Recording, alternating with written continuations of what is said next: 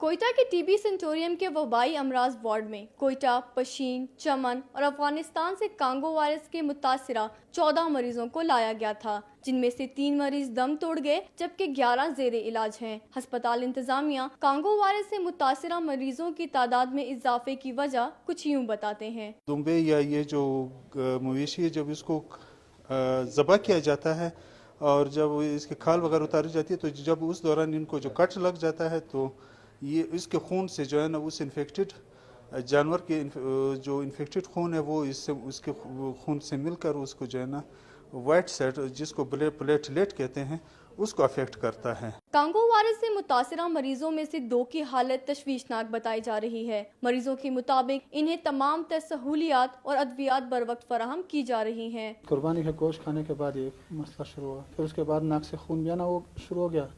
جب ادھر پہنچے ابھی ماشاءاللہ ادھر دوائیات وغیرہ بالکل ٹائم سے مل رہی ہے۔